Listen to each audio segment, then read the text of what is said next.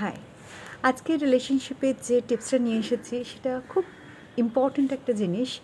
Self ওয়ার্থের ক্ষেত্রেও as well সেটা ভীষণভাবে গুরুত্বপূর্ণ। সেটা হলো don't ever let anyone to take you for granted and vice versa. তো জিনিসটা কি হয়, যদি আপনি ওভার গিভিং হন, আপনার কোনো রকম কোনো এক্সপেকটেশন নেই, আপনার সাথে যখন যেরকম ইচ্ছা বিহেভ করা যায়, আর তারপরে এসে একটা ছোট্ট সরি বা সেটাও বলার দরকার হলো না, আপনি সঙ্গে সঙ্গে মেনে গেলেন, কোনো রকম কোনো এফর্ট দেওয়ারই দরকার নেই। আপনি কোনো একটা জায়গায় অনেক কিছু করছেন কিন্তু কোনোভাবেই আপনার ওয়ার্ডটা বা আপনার যে ডেডিকেশন বা আপনার এফর্টটা অ্যাপ্রিসিয়েটেড নয়, কিন্তু আপনি still you keep being in that atmosphere always. তো সেখানে কী হবে, ন্যাচারালি সেই পার্সনগুলো আপনাকে কী করবে, they will start take you for granted. কারণ তারা তো বুঝবে যে এই পার্সনটার সাথে আমি যা কিছুই করি না কেন, they will always be there. তো এটা কিন্তু কোনো রকম জেনারসিটি নয়, এটা কিন্তু আপনি নিজের প্রতি একটা অন্যায় করছেন, আপনার সেলফ ওয়ার্থটাকে খুব লো করে দিচ্ছেন।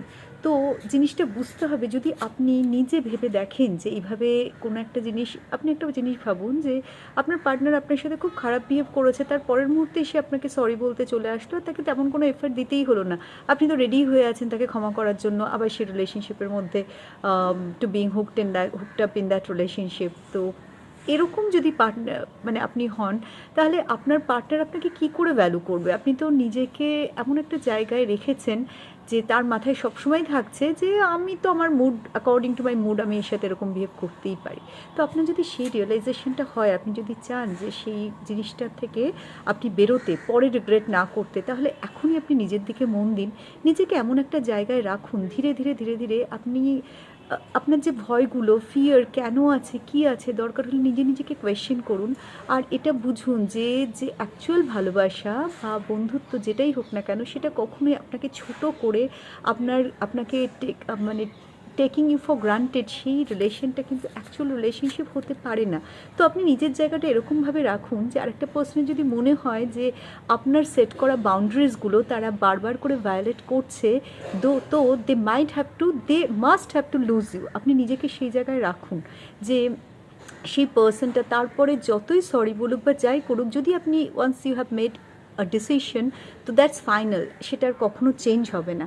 আর আপনাকে রাখতে হলে যে কোনো ফ্রেন্ডশিপ হোক বা যে কোনো রিলেশনে আপনাকে সেই রেসপেক্টটা দেওয়া, আপনার প্রতি সেই মনোযোগটা দেওয়া, সেটা সবসময় দরকার। সেটা আপনি কীভাবে করবেন, যদি কোথাও আপনার এফর্টটা ভ্যালুড নয়, যেখানে অ্যাপ্রিসিয়েশন আপনি পাচ্ছেন না, সেখান থেকে আপনি ডিস্টেন্স মেনটেন করুন, আপনার একটা হেলদি বাউন্ডারি মেনটেন করুন। আর তারপরে যদি কখনো তারা তাদের ভুল বুঝে আপনার কাছে আসে, they have to put so many efforts.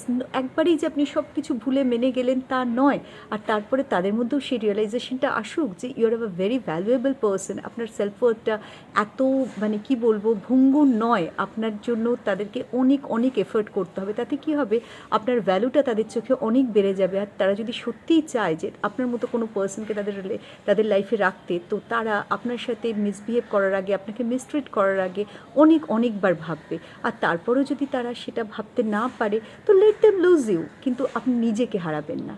তো এটা আমার মনে হয় যে কোনো রিলেশনশিপের ক্ষেত্রে নিজের সেলফ ওয়ার্থের ক্ষেত্রে ভীষণভাবে দরকার। তো আপনিও কি এইভাবে ভাবনা চিন্তা করেন? আমাকে একটু কমেন্ট সেকশনে জানান।